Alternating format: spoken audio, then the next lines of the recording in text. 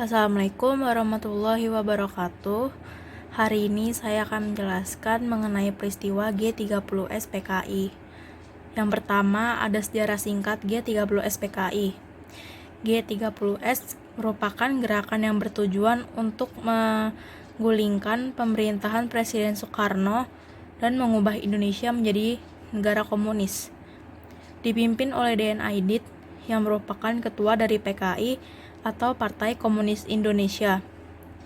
Gerakan ini mengincar TNI AD Indonesia. 3 dari 6 yang menjadi target dibunuh di kediamannya, dan yang lain diculik dan dibawa ke lubang buaya. Gerakan ini terjadi di Jakarta dan Yogyakarta. G30S terjadi pada tanggal 30 September dan 1 Oktober 1965, dan 1 Oktober diperingati sebagai Hari Kesaktian Pancasila.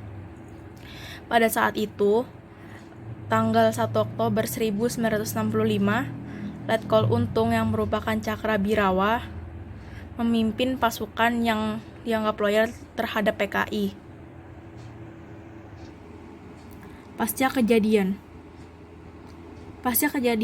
rakyat menuntut Presiden Soekarno untuk membubarkan PKI. Mayor Jenderal Soeharto membersihkan semua unsur pemerintahan dari pengaruh PKI. D.N. Aidit sempat kabur ke Jawa Tengah, tapi kemudian berhasil ditangkap. Berbagai kelompok masyarakat menghancurkan markas PKI yang ada di berbagai daerah. Pada saat itu, Presiden Soeharto bergerak dengan cepat. PKI dinyatakan sebagai penggerak kudeta dan para tokohnya diburu dan ditangkap. Termasuk D.N. Aidit yang sempat kabur ke Jawa Tengah tapi kemudian berhasil ditangkap. Anggota organisasi yang dianggap simpatisan atau terkait dengan PKI juga ditangkap. Organisasi tersebut antara lain Lekra, CGMI, Pemuda Rakyat, Barisan Tani Indonesia, Gerakan Wanita, dan lain-lain. Pada akhir 1965, diperkirakan 500.000 hingga 1 juta anggota dan pendukung PKI diduga menjadi korban pembunuhan, sedangkan ratusan ribu lainnya diasingkan di kamp konsentrasi.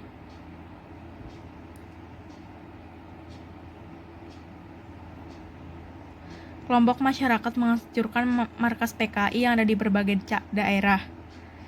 Mereka juga menyerang lembaga, toko, kantor, dan universitas yang dituding terkait PKI.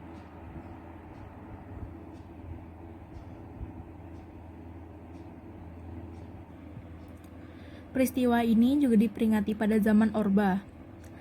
Peristiwa ini selalu diperingati setiap tanggal 30 September. Untuk mengenang jasa ketujuh pahlawan revolusi yang gugur, Soeharto juga menggagas dibangunnya Monumen Pancasila Sakti di Lubang Buaya, Jakarta Timur. Peristiwa ini juga diabadikan dalam film propaganda.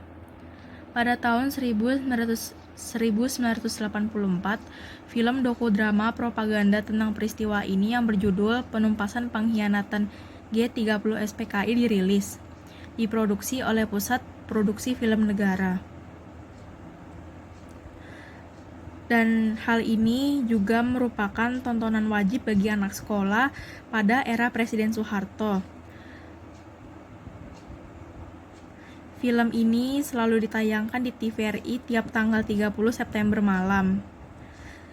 Namun sejak Presiden Soeharto lengser pada tahun 1998, film garapan Arifin C. Nur tersebut berhenti ditayangkan oleh TVRI.